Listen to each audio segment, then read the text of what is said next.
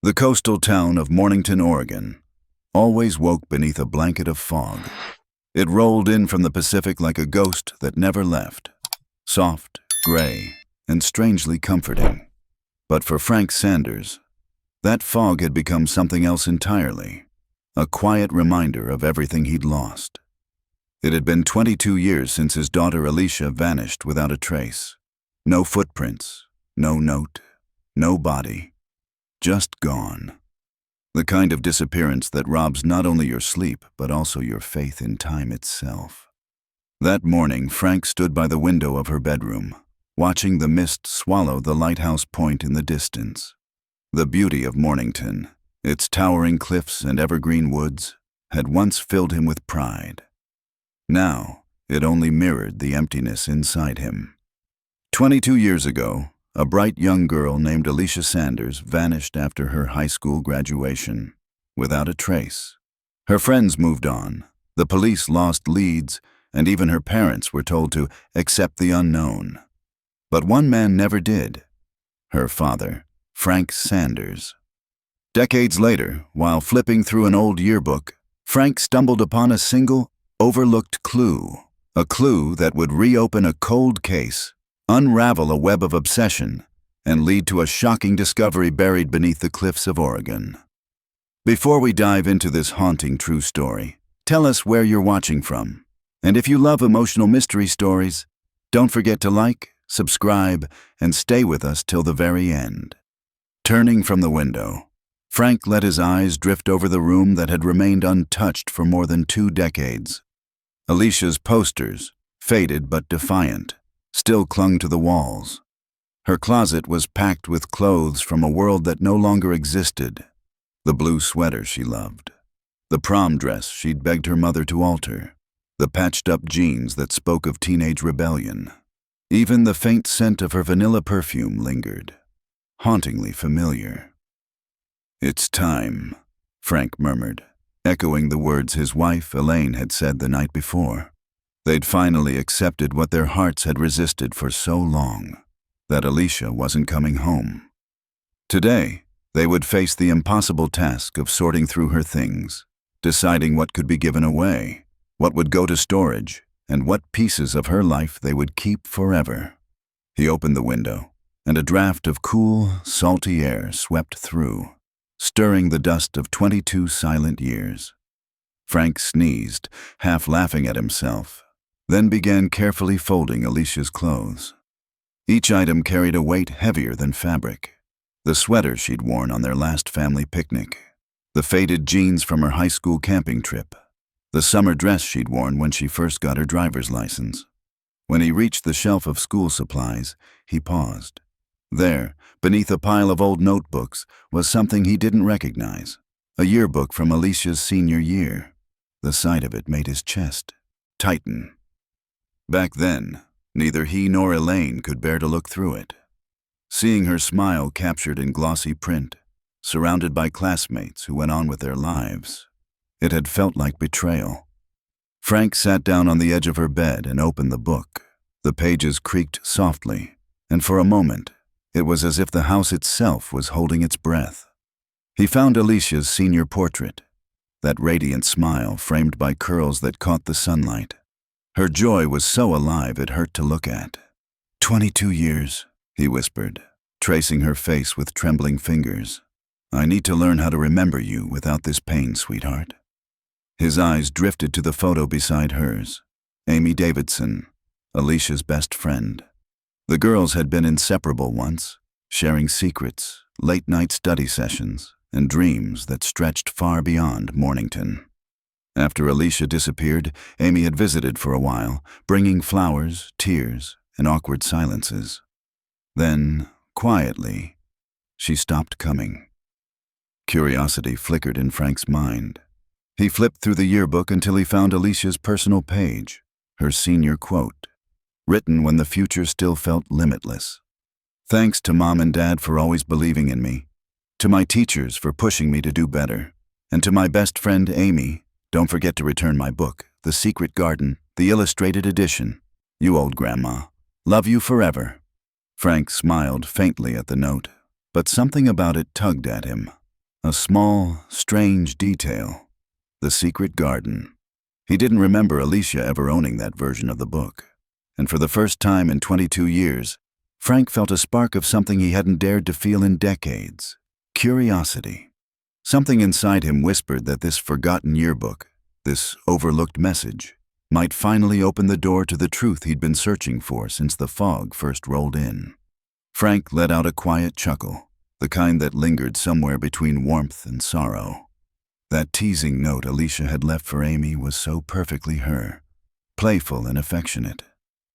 For a brief moment, the memory of the girls' laughter filled his mind, the way their inside jokes used to echo through the house like music. He turned the page, finding Amy Davidson's senior profile. Her photo showed a confident girl with bright eyes and a smile that hinted at determination. The blurb beside it spoke of her dreams, to travel, to make a difference, to never let fear decide her path. As Frank read, his thoughts circled back to the secret garden, the book Alicia mentioned in her message. That had been her favorite story since she was a little girl. She'd owned several versions, each one with its own tiny corner of her heart. He frowned. Had Amy ever returned that book? He couldn't remember seeing it among Alicia's belongings.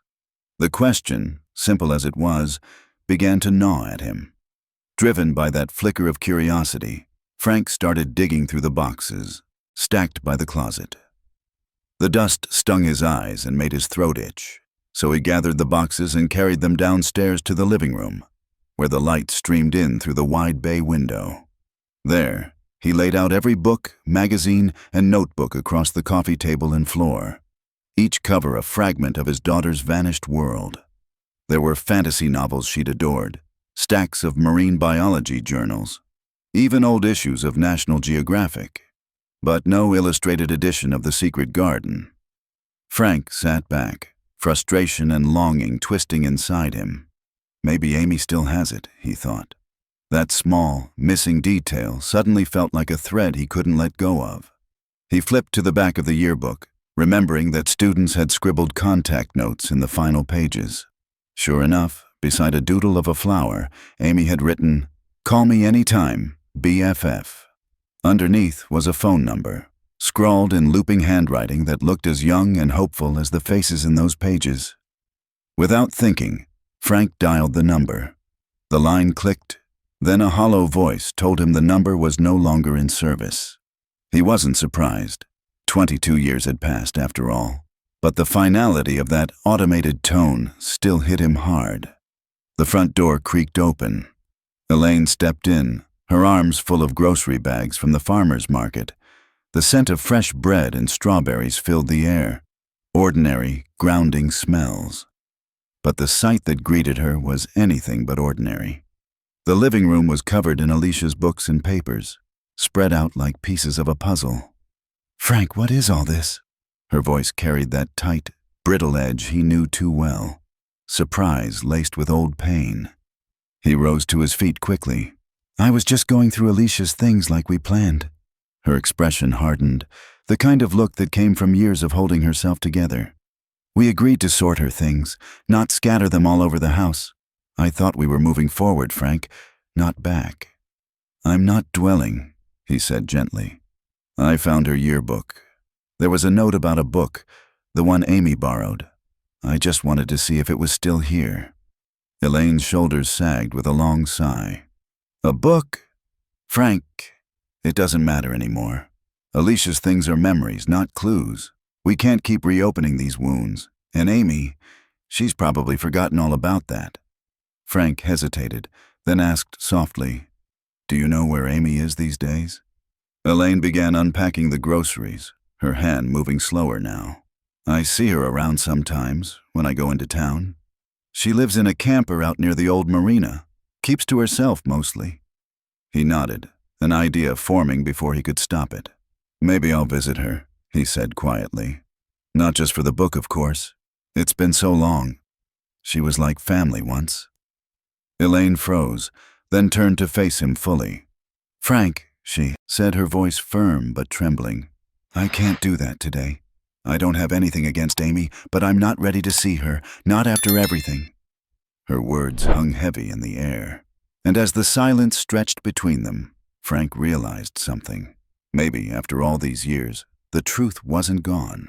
It was just waiting for someone brave enough to look for it again.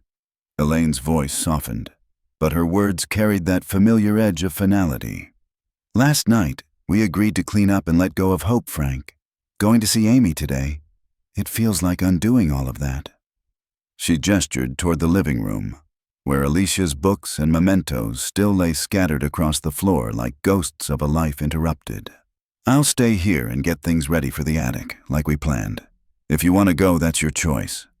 Frank nodded quietly. He understood. This wasn't defiance. It was survival. Elaine had spent 22 years building walls around her grief, while he had spent those same years searching for cracks in his. I'll go alone, he said softly.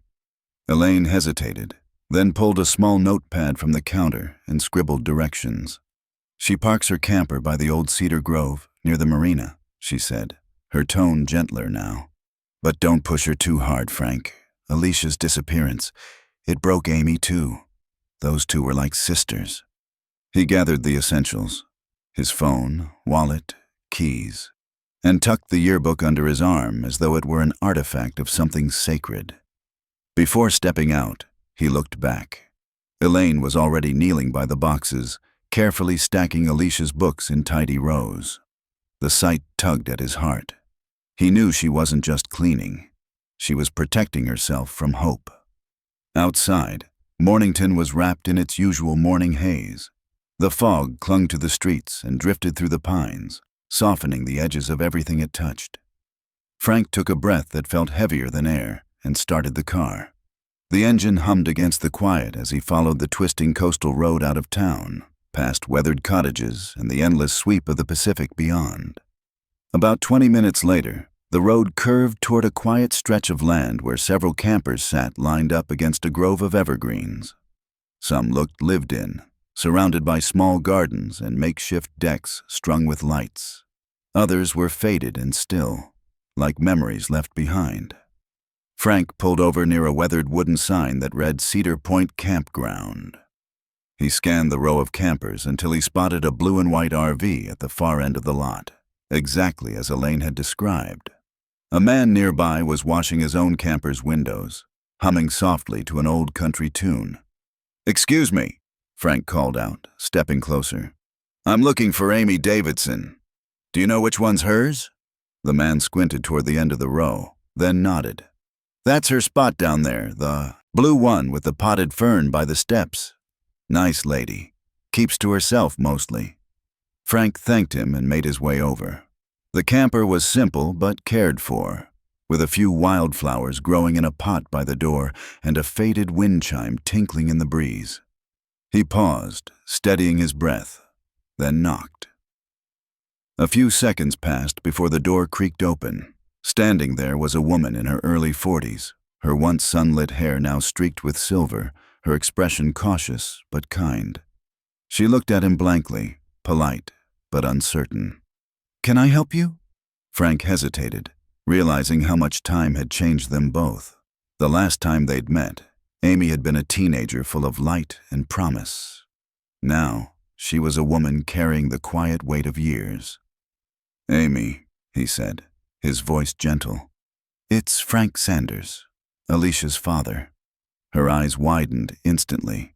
The recognition came like a rush, surprise, sadness, and something softer, almost like relief. "Mr. Sanders," she breathed. "Oh my goodness. Please, come in." She stepped aside, and Frank climbed the narrow steps into the small but cozy space. The camper was warm and inviting. Plants in the windowsill, photographs on the walls, colorful pillows scattered across the bench seats. It felt lived in, personal, a tiny world of her own making. "Please, sit down," Amy said, gesturing toward a small table by the window. "Would you like some coffee?" Frank smiled faintly for the first time that morning. Coffee would be nice. As she moved to pour 2 mugs, he looked around, noticing a framed picture of 2 girls on a beach, one with sun-kissed curls, the other holding a seashell to her ear. both laughing at something only they understood. Alicia and Amy. Time hadn't erased everything after all. ChatGPT said, "Thank you," Frank said quietly as he settled onto the bench seat, his hands curling around the warm mug.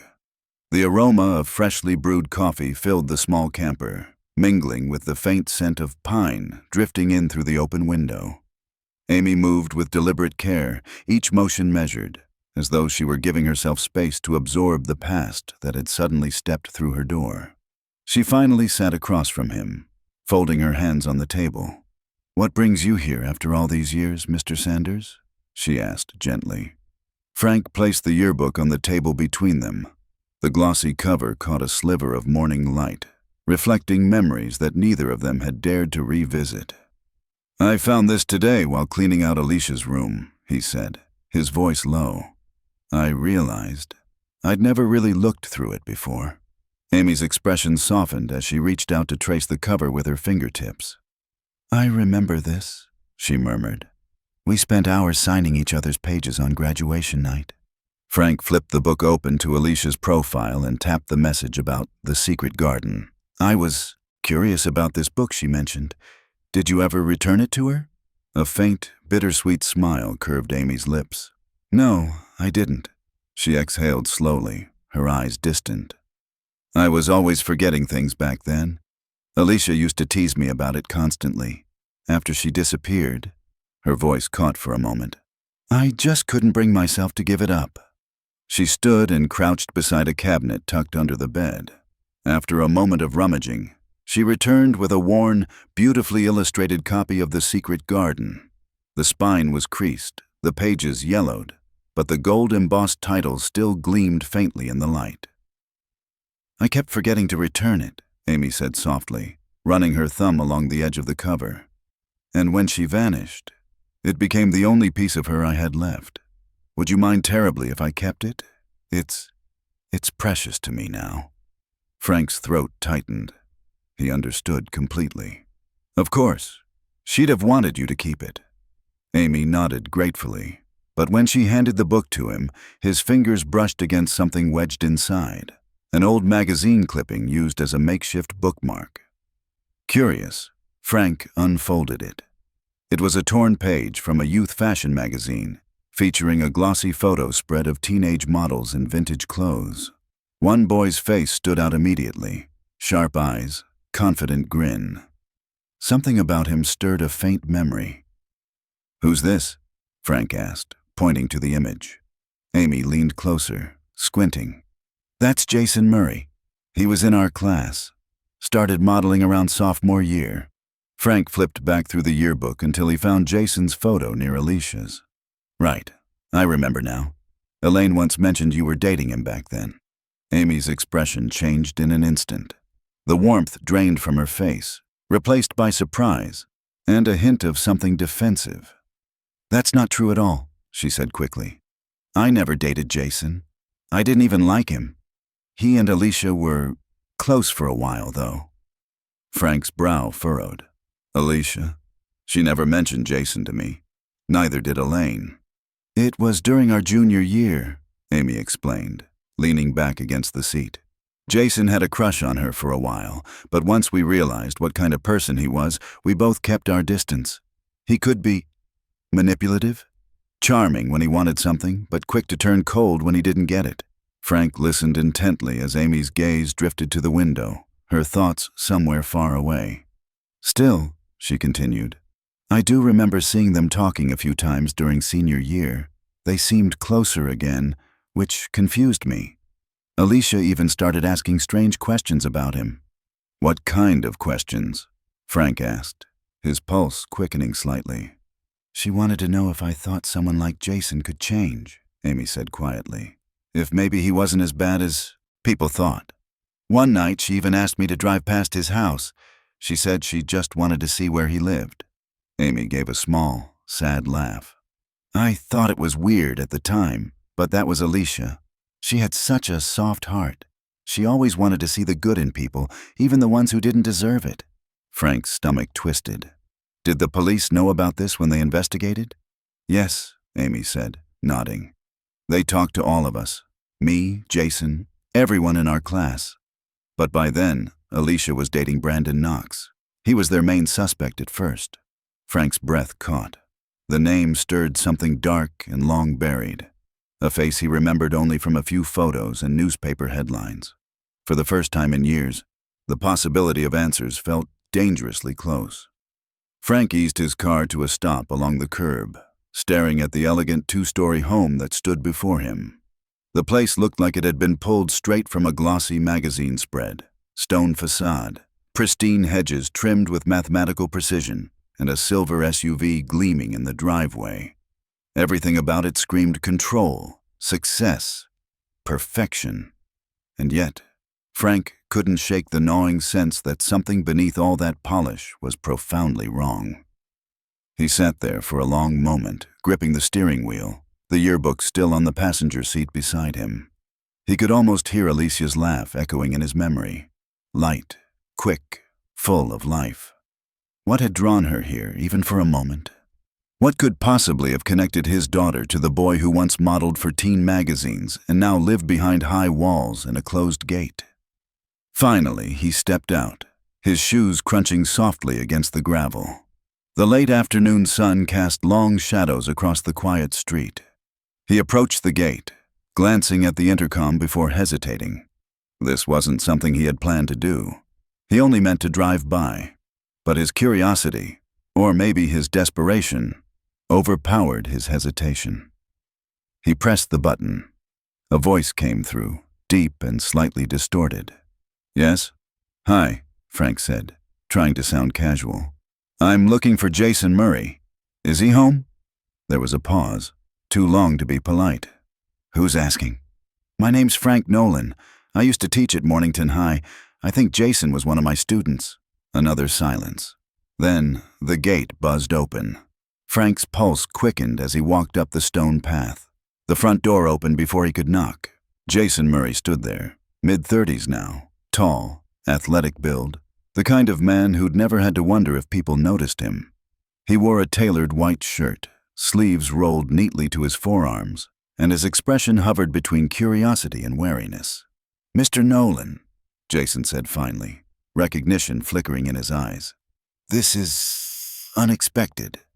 "I was in the neighborhood," Frank replied. "Mind if I come in for a minute?" Jason hesitated, then stepped aside. "Sure, but I'm afraid I don't have long. I was just heading out." The house was immaculate, all sharp lines and muted colors. Modern art hung on the walls, and the faint scent of expensive cologne lingered in the air. Jason led him into a living room where sunlight filtered through half-closed blinds, painting pale stripes across the floor. Frank sat on the edge of a leather couch, the yearbook resting in his lap. "I came across this earlier," he began. "It belonged to my daughter, Alicia."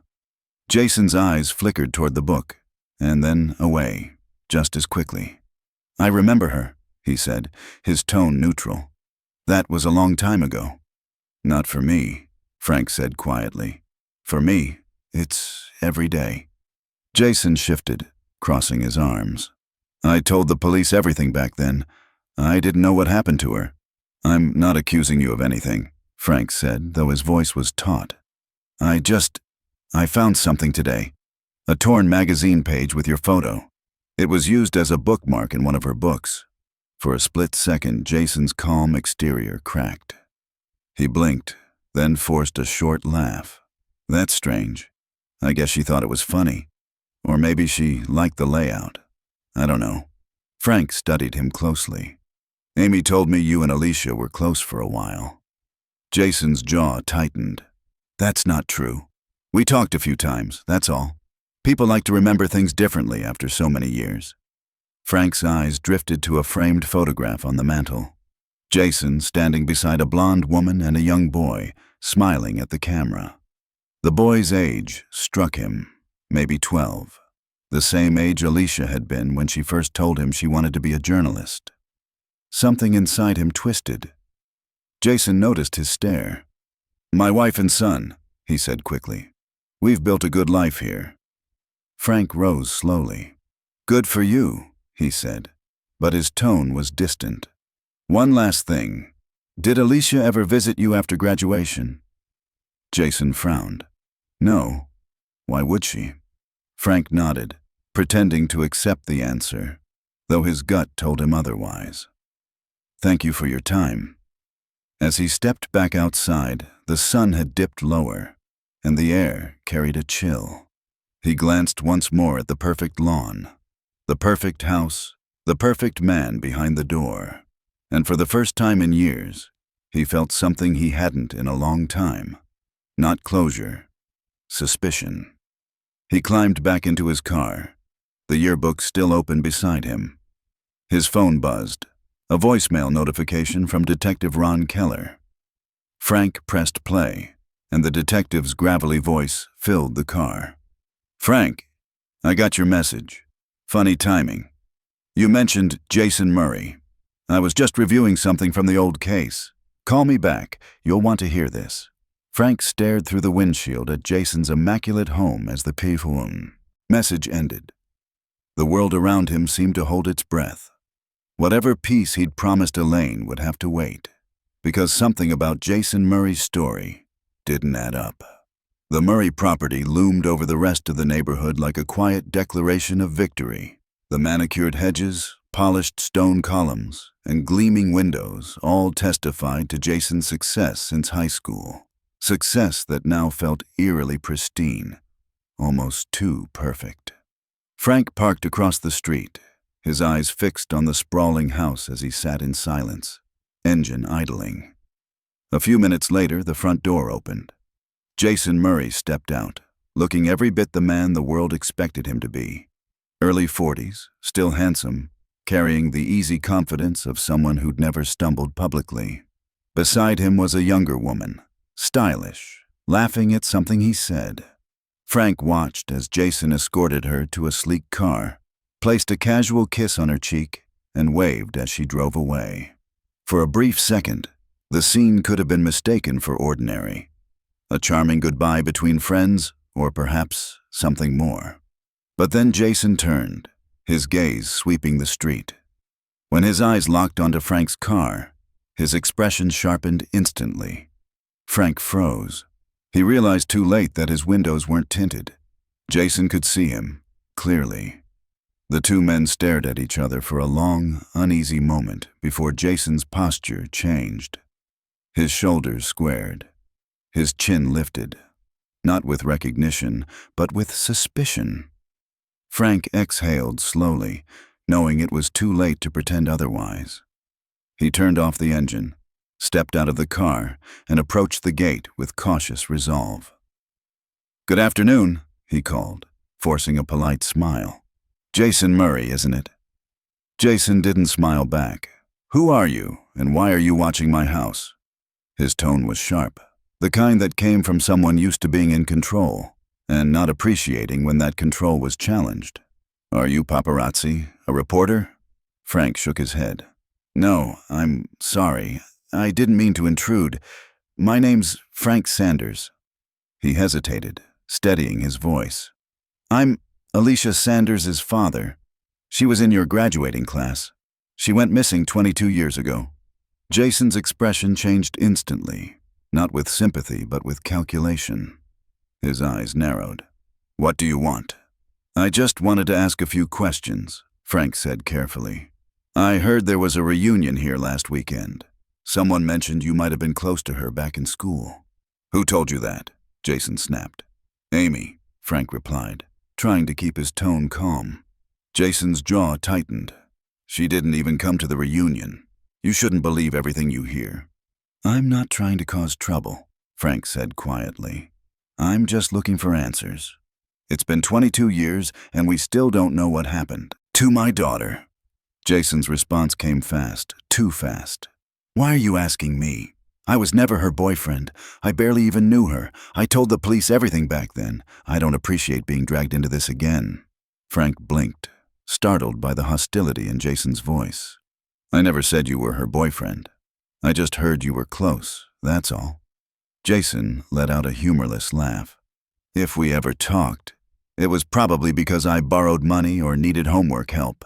That's it. I always paid her back. There was never a problem between us. But Frank could see it. The small betrayals of body language. Jason's shoulders were tense. His eyes flicked toward the street, the neighboring houses, the empty sky. Anywhere but Frank's face. His hand, casually tucked into his pockets, twitched once before tightening into fists.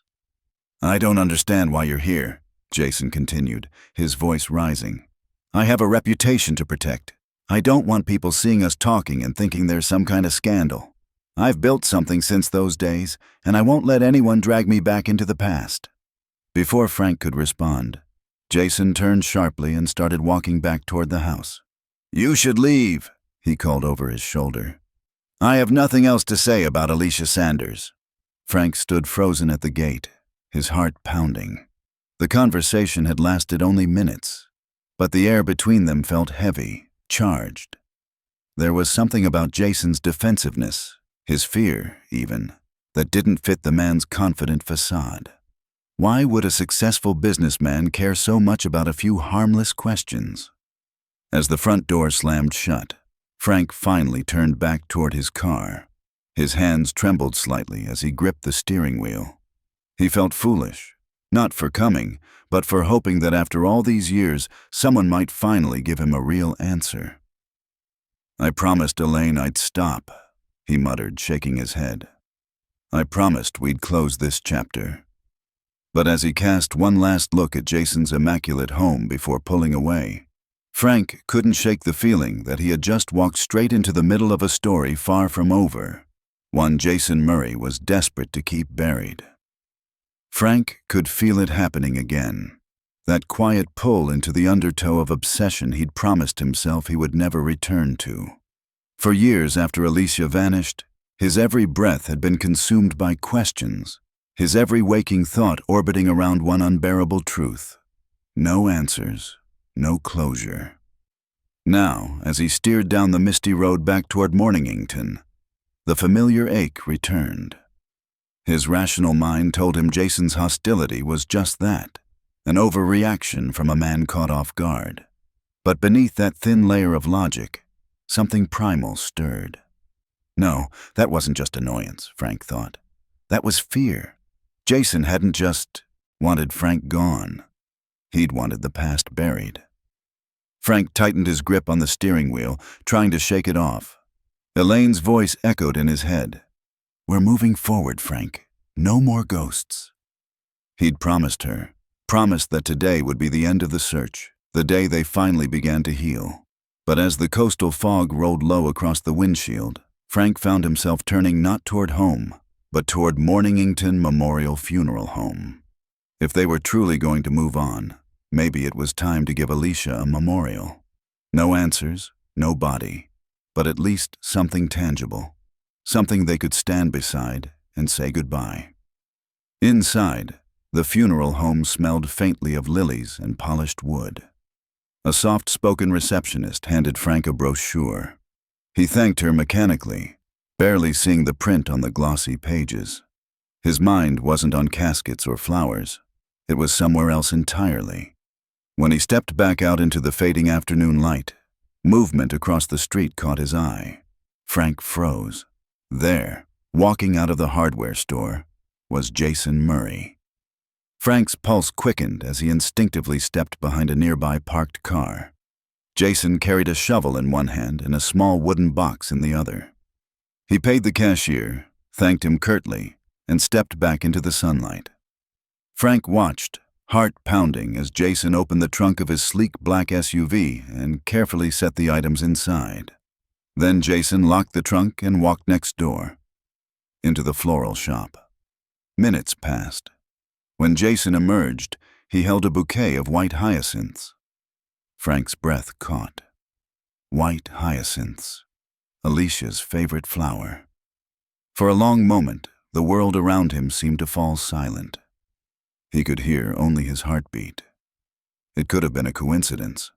It should have been a coincidence. But combined with Jason's tense behavior earlier, the shovel, the box, it didn't feel like one. As Jason got into his SUV and drove away, Frank's instincts screamed louder than his conscience. He unlocked his car, started the engine, and followed, keeping several cars' distance between them. The road wound through the edges of Mornington, out past the shops and the quiet marina, until it opened into the Whitlow Cliffs, a rugged stretch of coastline famous for its dramatic drop into the sea. The kind of place people came for peace, or to bury secrets. Jason turned onto a private gravel drive, leading toward a small cliffside cottage, isolated among wind-twisted trees. Frank drove past, parking farther up the road beneath a canopy of pine. From there, he could see the cottage through the fog, Jason unlocking the door, disappearing inside. Minutes later, Jason reappeared. He was pushing a small garden trolley. In it sat the shovel, the wooden box, the bouquet of white hyacinths, and a gallon jug of water. Frank's stomach tightened. Jason locked the door behind him, then began walking down, a narrow dirt path leading toward the cliff's edge. Frank slipped out of his car, heart hammering, and moved silently down the slope through the brush. The damp air was heavy with salt and the faint cry of gulls. His shoes sank into the moss as he crouched behind a stand of cypress trees, watching Jason's figure grow smaller against the fog. Every rational part of Frank screamed to stop, to turn around, to go home, to let this go before it became another nightmare. But something deeper, the same unrelenting instinct that had driven him for 2 decades, whispered otherwise. He waited until Jason was far enough ahead, then followed, one careful step at a time, into the mist that hung over Whitlow Cliff.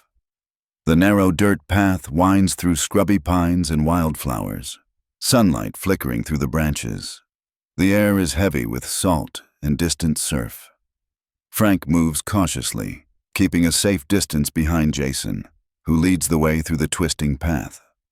They emerge into a secluded cliffside clearing overlooking the Pacific, the ocean stretching endlessly under the orange glow of the setting sun.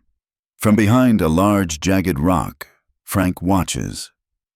Jason scans the empty horizon, then sets down a wooden box and begins to dig. The soil is hard and stony, resisting the shovel. Sweat beads on Jason's brow as the rhythmic scrape of metal against rock echoes through the quiet. He digs 2 feet down, then stops. He kneels beside the hole, opens the box, and just stares. Frank squints from his hiding place, but he can't see inside. Jason's expression softens, sad, reverent, haunted. His lips move, whispering words only the wind can hear. Then a sudden gust of ocean wind tears through the clearing, scattering a handful of papers from the open box into the air. Jason curses under his breath, chasing them, grabbing what he can. He finally seals the box, places it gently into the hole, and lays a bouquet of white hyacinths on top. He covers the box with soil, patting the mound flat, then sprinkles water from a container, sealing it with care. Jason stands silently for a long moment, staring at the unmarked spot, then speaks, barely audible over the crash of waves. "I think you can hold these memories now, Alicia." Frank's world stops. Alicia, his daughter. His body jerks back involuntarily, foot slipping on loose gravel. He grabs a tree trunk to steady himself, heart pounding so loudly it drowns out the sea. Jason freezes, his head snapping toward the noise. "Hello?" Jason's voice cuts through the silence. "Is someone there?" Frank doesn't breathe. Jason picks up the shovel, eyes narrowing. He steps toward the brush, closer, closer, until he's only a few feet away. Frank presses himself against the tree, the bark biting into his palms. A long beat. Only wind. Jason finally mutters, "Just the wind." But his tone says he's not sure. He circles the clearing slowly, scanning every shadow before walking back toward the cottage. He leans the shovel against the wall, loads his trolley, and drives away. Frank counts to 100, listening for any sign of a return. Then, trembling but determined, he moves toward the freshly disturbed soil. He has to know. Frank retrieves the shovel Jason left behind. He digs, feverishly, breath coming fast. The damp earth gives way easily. He finds the crushed stems of the white hyacinths and sets them aside carefully. Then, a dull thud. The shovel hits wood. The box. Before he can lift it out, a cold voice breaks the silence behind him. I knew someone was out there. I was right. Frank spins around. Jason stands in the fading light, eyes blazing, mouth twisted into a grim smile. You shouldn't have come back, Frank. I saw your car up the hill, so I circled through the woods. Now tell me, what do you think you're doing?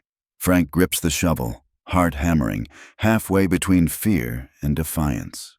ChatGPT said, the wind howled through the pine trees, carrying the salty scent of the Pacific as the last light of day bled across the cliffs. Frank stood frozen near the edge, the shovel trembling in his hands, the half-dug wooden box staring back at him like a secret refusing to stay buried.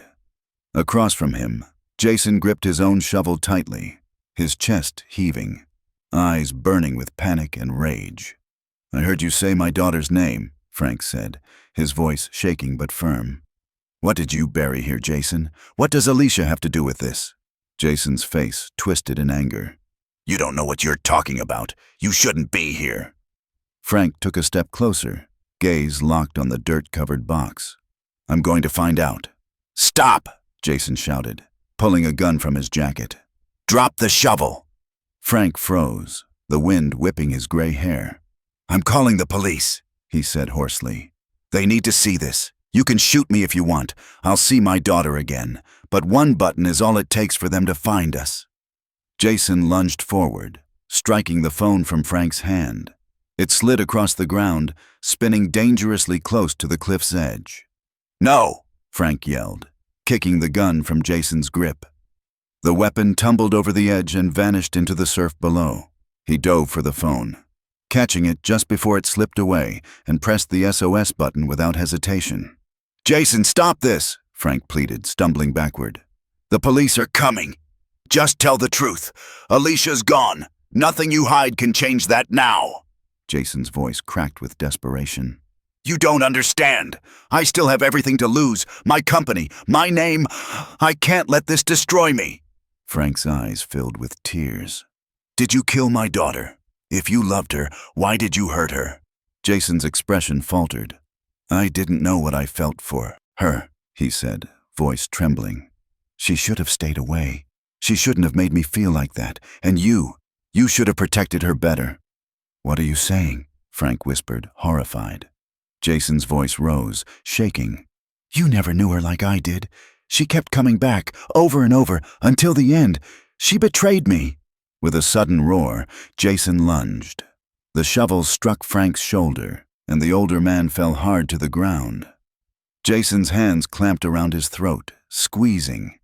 Frank gasped, struggling for air as black spots swam before his eyes. Then, distant at first, but growing louder, the wail of sirens cut through the crashing surf. Jason's grip faltered, his eyes snapping toward the sound.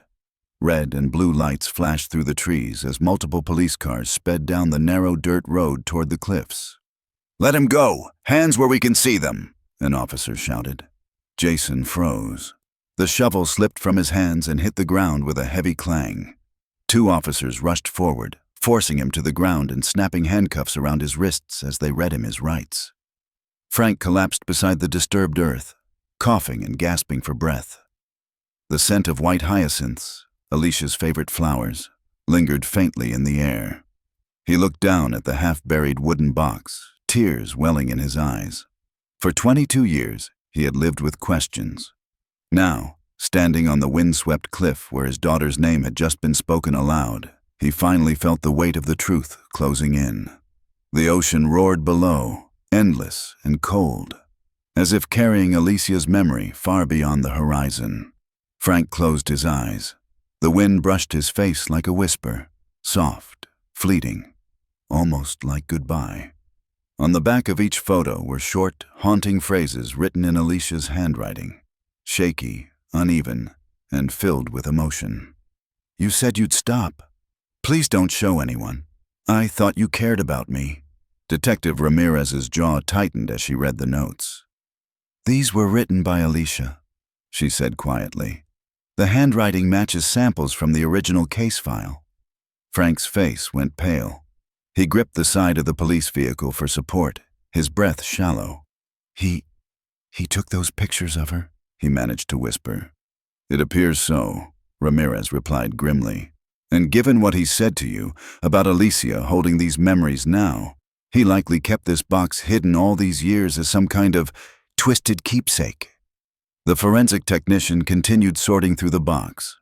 There were also folded pages of what looked like Jason's journal entries, obsessive writings describing his feelings for Alicia. Words like possession, forgiveness, and control appeared over and over again, the sentences growing more fragmented and erratic toward the end. One entry caught the detective's eye. It was dated March 17th, the same week Alicia disappeared. "She said she's done with me. She doesn't understand what that means. You don't just walk away from something real. She'll see me one last time, then everything will be quiet." Frank stared at the page, his heart breaking with each word. "That's the night she never came home," he whispered. Ramirez exchanged a grave look with one of the forensic officers. "We'll have this sent to the lab immediately. If the handwriting, fingerprints, or DNA match Jason's, this could finally close Alicia's case." Another officer approached. "Detective, we found something else, under the box." Everyone turned as the technician carefully brushed away the last layer of soil. There, wrapped in a thin layer of cloth, was a small silver locket. It was tarnished but unmistakable, a heart-shaped pendant with the letter A engraved on one side. Frank's breath caught. "That's Alicia's," he said, voice trembling. "Elaine gave it to her for her 16th birthday. She wore it every day." Detective Ramirez nodded to the technician. "Bag it. That's evidence." Frank stepped closer to the mound of earth, his throat tightening.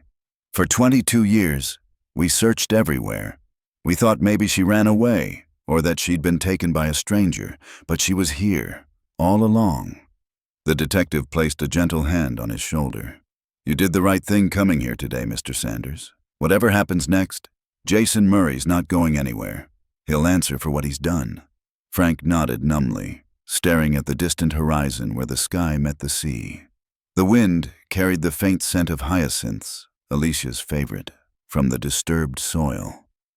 As the police lights flickered against the darkening cliffs, Frank felt the years of silence, guilt, and grief closing in like a tide. For the first time since his daughter vanished, he didn't just feel loss, he felt truth.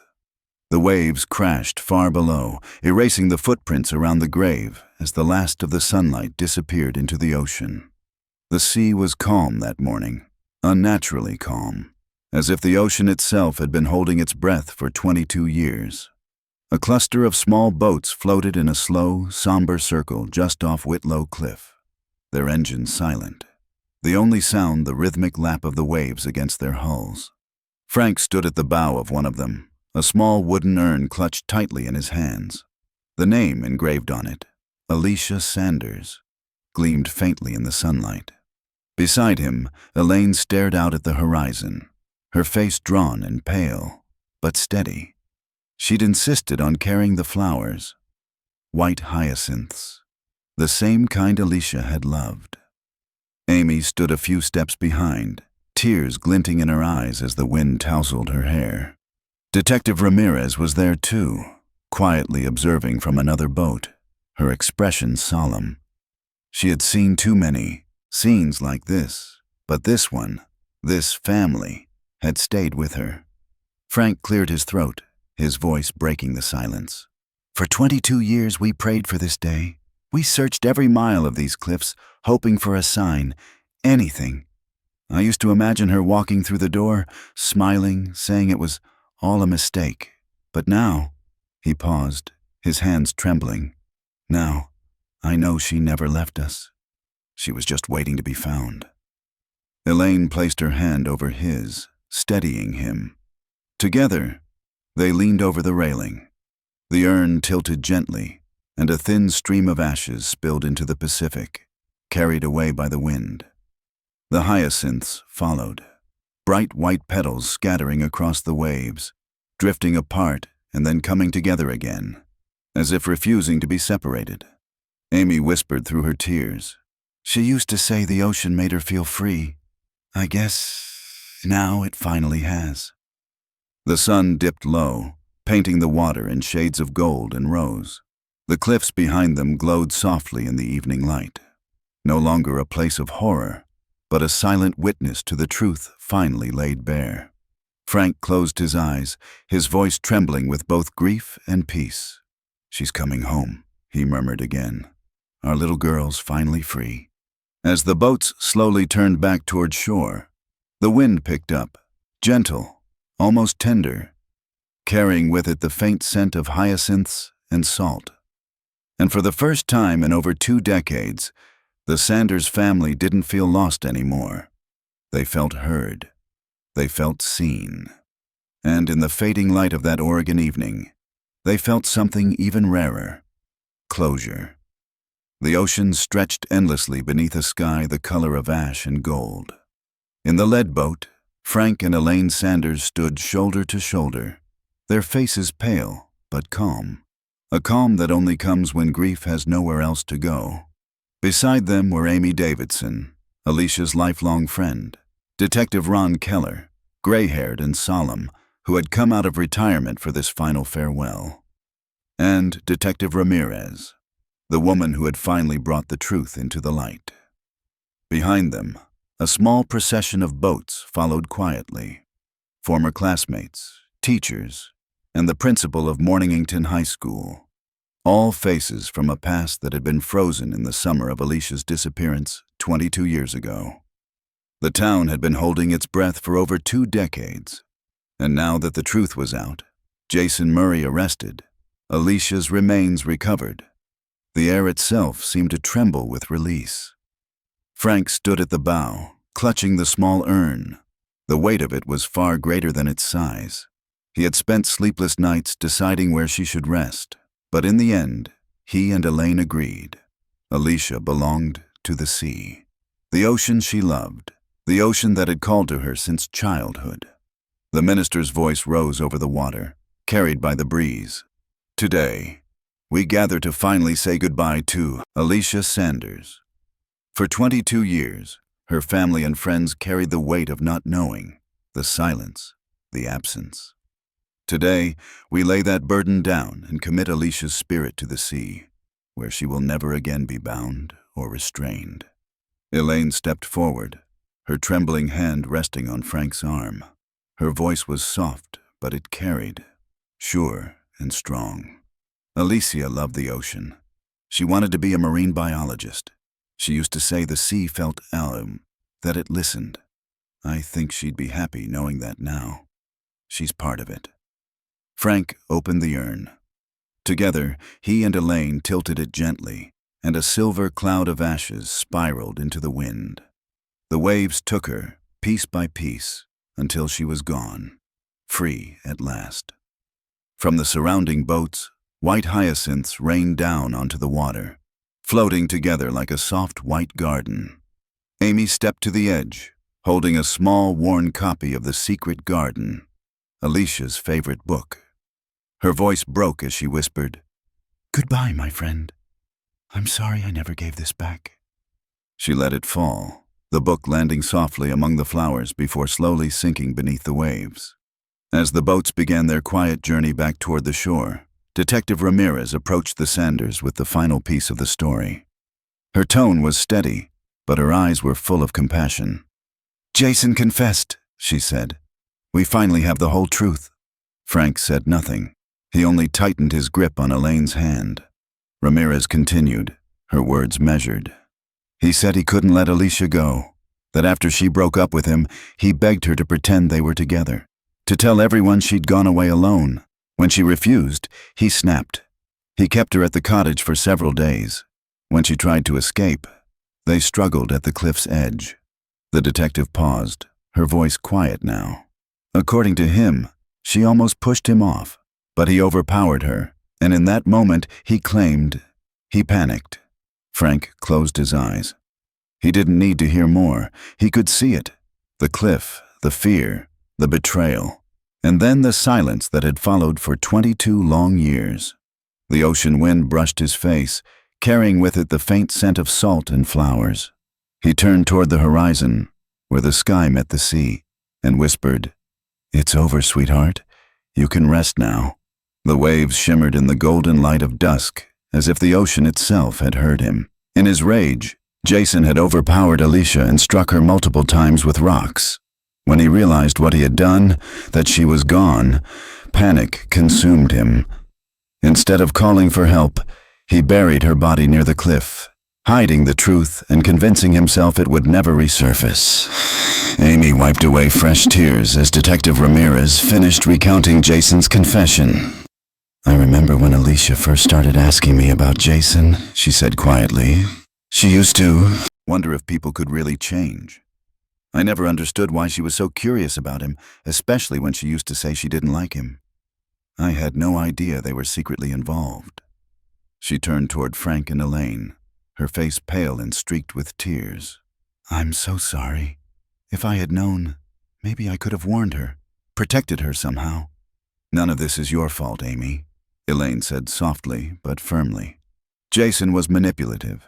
Alicia believed she could help him, that she could fix whatever was broken inside him. He took advantage of her kindness."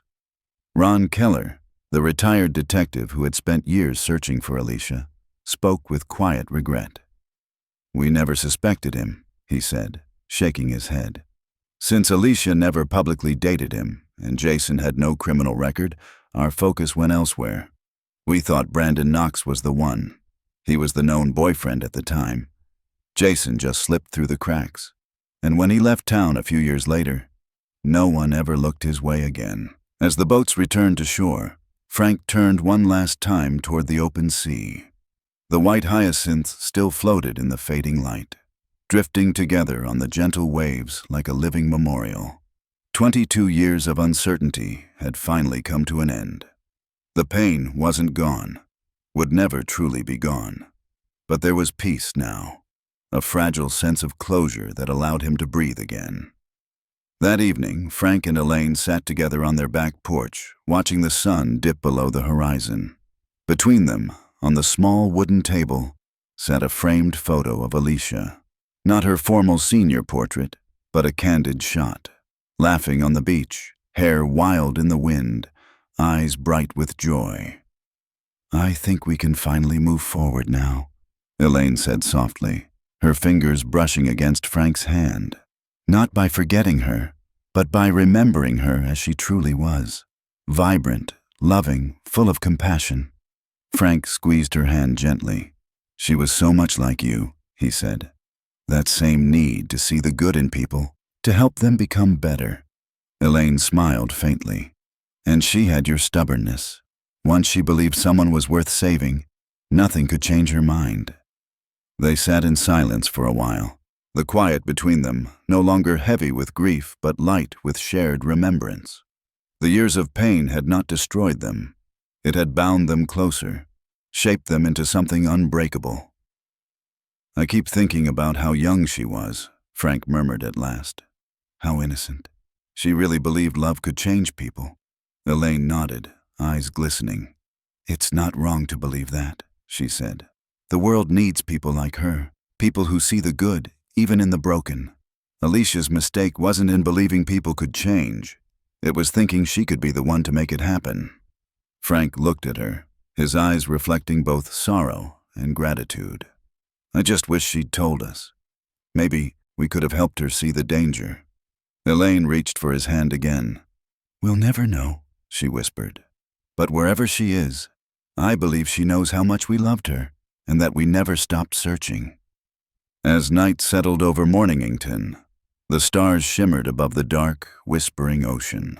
Frank thought back to the moment it had all begun, a week ago, when he found that old yearbook and a forgotten note about a borrowed book. That small clue had reopened a door long closed, leading him through pain, truth, and finally, peace. The mystery of Alicia's disappearance was over. But the deeper mystery, how to live after losing someone you love, remained. And yet, for the first time in 22 years, Frank Sanders felt at peace. Alicia had been found. No longer lost in the shadows of the unknown, she now belonged to the sea she had always loved, free, unconfined, and at peace. For Frank and Elaine, life would go on. They would carry her memory, not as a wound, but as a quiet presence woven into every sunrise, every whisper of the waves. And in that remembrance, perhaps, they would finally begin to heal. After 22 years of silence, the truth finally surfaced from beneath the cliffs of Mornington. Alicia was found, not lost, not forgotten, but finally free in the ocean she loved so deeply. Her parents, Frank and Elaine, could at last let go of the questions that haunted every sunrise. But perhaps what lingers most is the reminder that sometimes the people we try hardest to save are the ones who quietly slip away. If this story touched you, share it to honor Alicia's memory. And don't forget to subscribe for more real stories of loss, truth, and the human heart's unbreakable will to find answers.